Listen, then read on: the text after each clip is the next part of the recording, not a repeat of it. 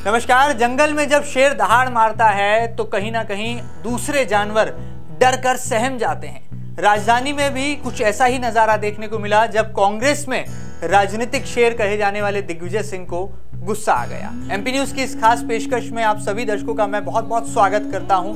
हर बार की तरह हम लाए हैं एक नया नजारा, नई पेशकश। मैं हूं महेंद्र सिंह और इस खास पेशकश में आपको बताने वाला हूं कि कैसे कांग्रेस के शेर यानी कि दिग्विजय सिंह को गुस्सा भी आता है और वो मंत्रियों को भी यहां पर डांट फटकार लगा देते हैं, जिससे तमाम कांग्रेसी नेताओं कार्यकर्ताओं की बोलती भी बंद हो जाती है और बातों ही बातों में दिग्गी राजा उन्हें अनुशासन का पाठ भी पढ़ा देते हैं। जी हां, राजधानी भोपाल में जब दिग्विजय सिंह से मंत्रियों की मौजूदगी में कुछ नेताओं कार्यकर्ताओं ने एक दूसरे नेताओं की शिकायतें करना शुरू की और जैसे ही ये कानाफूसी का दौर तेज हो गया तो दिग्गी राजा को गुस्सा आ गया और यहीं से कहानी बन गई the angry young man Digvijay Singh. जी हां, दिग्विजय सिंह को जब गुस्सा आता है तो वो साफ कह देते हैं कि चुगली सुनना उन्हें पसंद नहीं और यदि नारेबाजी किसी कार्यकर्ता और नेता ने कर दी तो उसकी खैर नहीं। क्या वजह है कि दिग्विजय सिंह को इतना गुस्सा आया और कैसे दिग्विजय सिंह ने अपनी दहाड़ यहां पर राजधानी भोपाल में तमाम कांग्रेसी नेताओं को सुना दी और कैसे कैबिनेट मंत्री पीसी शर्मा और कैबिनेट मंत्री जयवर्धन सिंह भी बगले झांकने लगे। सबसे पहले देखिए दिग्विजय सिंह का ये एक्सक्लूसिव गुस्से का नजारा। सुन ले मुझे मालूम है ना, चुगली चमचागिरी मुझे मालूम, इन सब चीजों से मुझे कोई चुगली मत करो। मैं तो नतीजे देखूंगा। यही कहने का मतलब, कोई नो चुगली। पोलिंग बूथ रिजल्ट दिखाओ कि मैं कुछ चीजों से और भी एतराज करता हूं। दिग्विजय सिंह की नारेबाजी कोई नहीं करेगा। अब ये कर रहा था, उसको मैंने थपथपा दिया। दिग्विजय सिंह की जिंदाबाद कोई नहीं करेगा। कांग्रेस पार्टी का करो, महात्मा गांधी का करो, पंडित जवाहरलाल नेहरू करो, मौलाना कलाम आजाद साहब का करो, सरदार वल्लभ भाई पटेल करो, बाबा साहब अम्बेडकर का करो, इंदिरा जी का करो, राजीव जी का करो, सोनिया जी का करो, राहुल गांधी जी का करो, डॉक्टर शंकर दयाल शर्मा करो, अर्जुन सिंह जी का करो। ये सब हमारे बड़े नेता हैं, इनकी बदौलत ही हम लोग यहाँ तक पहुंचे। दिग्विजय सिंह का कोई नारा लगाएगा तो मैं उसको बाहर कर दूंगा। ईश्वर सिंह चौहान समझ ले।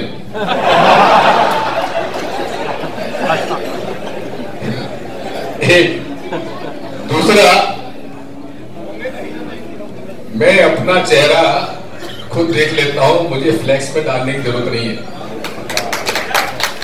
चलिए, तो इस नजारे को देखकर आप अंदाजा लगा ही सकते हैं कि दिग्गी राजा को गुस्सा भी आता है और राजनीति के शेर कहे जाने वाले चाणक्य जब जीत का मंत्र तय करने में जुटे हों तो भला किसी कांग्रेसी की कैसे ये मजाल हो सकती है कि वो अनुशासनहीनता कर ले। यही वजह है कि लगातार दिग्विजय सिंह इन दिनों होर्डिंग, बैनर, पोस्टर से परहेज कर रहे हैं और जब से नर्मदा परिक्रमा पदयात्रा से लौटे हैं न जाने क्यों उनका सियासी अंदाज भी बदला सा नजर आता है। दूरदृष्टिता जरूर दिग्विजय अपने साथ में रखते हैं, लेकिन कांग्रेस के नेताओं और कार्यकर्ताओं को सबक सिखाने के लिए राजधानी भोपाल में लोकसभा चुनाव की तैयारियों के बीच दिग्विजय सिंह बन जाते हैं एंग्री मैन, यानी कि दिग्विजय एंग्री मैन।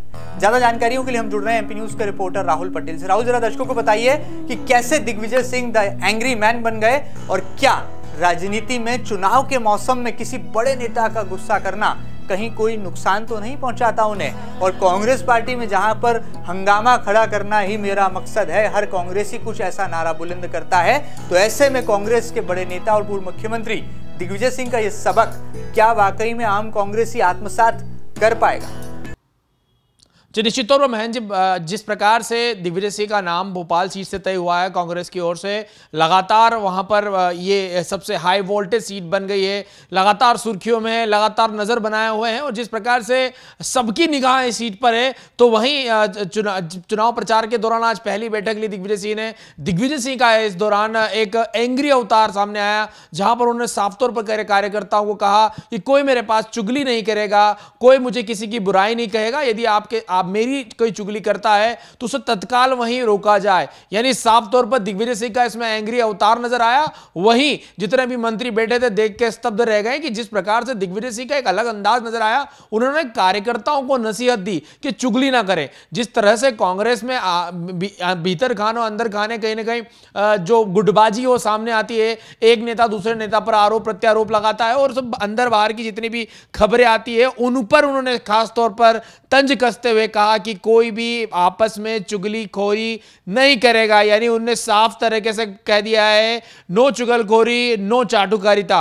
उन्होंने चापलूसी को लेकर भी कहा कि मुझे सबसे ज्यादा नफरत है कोई चापलूसी करता है या चाटुकारिता करता है। तो यानी साफ तौर पर उनका इशारा था कि कांग्रेस को संगठित होकर चुनाव लड़ना है, किसी प्रकार की गुटबाजी और कहा सुनी नहीं चाहिए। निश्चित तौर पर अगर हम ये बात करें तो ये पूरी तरह से एक मामला जो सामने आ रहा है वो साफ तौर पर ये दर्शाता है कि जिस प्रकार से दिग्विजय सिंह जो भारतीय जनता पार्टी का अभेद किला है भोपाल, उसको जीतने की पूरी जुगत में नजर आ रहे हैं। तो वहीं कार्यकर्ताओं को एक ही संदेश दिया कि दिग्विजय सिंह भोपाल से चुनाव नहीं लड़ रहे हैं।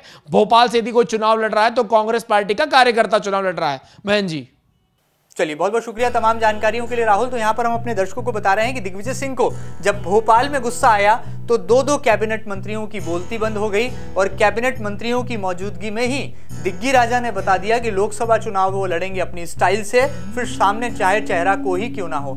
साफ तौर पर उन्होंने चैलेंज भी दिया, यदि भारतीय जनता पार्टी प्रधानमंत्री नरेंद्र मोदी को भी भोपाल से अपना प्रत्याशी बना दे तो उन्हें किसी बात का डर नहीं, किसी बात का खतरा नहीं। जब चुनौती दिग्विजय स्वीकार करते हैं तो उनका अंदाज भी बदल जाता है और शेर की भांति वो दहाड़ने लगते हैं। और यही वजह है कि कांग्रेसी भी ये कहीं ना कहीं दिग्विजय सिंह के इस शेर वाले अंदाज से अब डरते सहमते नजर आ रहे हैं। और जानकारियां लेते हैं और क्या पूरा घटनाक्रम हुआ था एक बार फिर राहुल से जान लेते हैं। राहुल, जरा दर्शकों को एक बार फिर बता दीजिए कि घटनाक्रम क्या हुआ था, वो कौन से मंत्री थे जिनके सामने ये नजारा देखने को मिला और दिग्विजय सिंह ने ये क्यों कहा कि उन्हें चुगली सुनना बिल्कुल भी पसंद नहीं।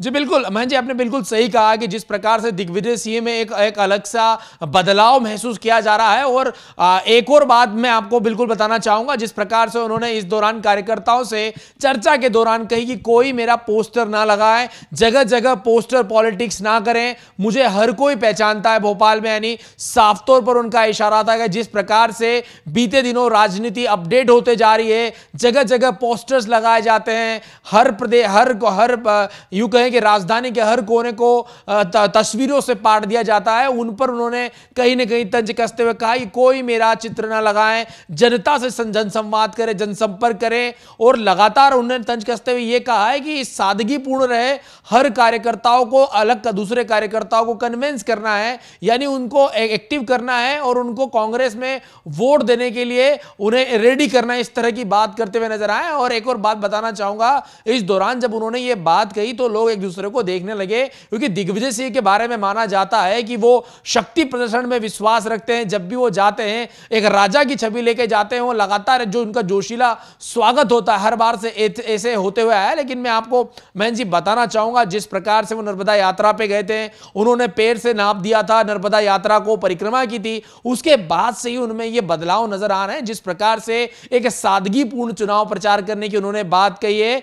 यानी मैं आपको और बताना चाहूंगा, जिस प्रकार से हम पुराने दिनों की बात करें तो दिग्विजय सिंह को काफी शौक था इन सारी चीजों का कि ढोल धमाके से उनकी एंट्री होती थी। यानी साफ तौर पर जिस प्रकार से भोपाल के किले को, अभेद किले को, भारतीय जनता पार्टी का अभेद किला माना जाता है, उस पर फतेह करने के लिए एक सादगी भरा चुनाव प्रचार अभियान चलाना चाहते दिग्विजय सिंह। यानी साफ तौर पर उनका इशारा कांग्रेस के नेताओं पे था कि कोई गुटबाजी के चलते पोस्टर पॉलिटिक्स ना करें। कई बार इस तरह से भी होता है कि तमाम जगह बड़े बड़े पोस्टर लगाए दिए जाते हैं और उन पोस्टरों से कई बड़े नेताओं के जो चेहरे हैं वो नदारत रहते हैं। यानी जो गुटबाजी है वो पोस्टरों पे साफ देखी जाती है। यानी साफ तौर पर यदि मैं दिग्विजय सिंह की बात करूं तो जो राजनीति के चाणक्य कहे जाते हैं, उन्होंने सूझबूझ तरीके से कार्यकर्ताओं को नसीहत भी दे डाली। तो कुल मिलाकर अगर हम पूरी बैठक की बात करें तो जैसे कल गुरुवार के दिन एक बड़ी बैठक आयोजित की जाएगी जिला कार्यकारिणी की कांग्रेस की, ऐसे में आज जो महत्वपूर्ण बैठक हुई है उसमें साफ तौर पर उनका जो इशारा था वो एंग्री था, वो गुस्से में नजर आए। एक तरफ से यह भी गुस्सा हो सकता है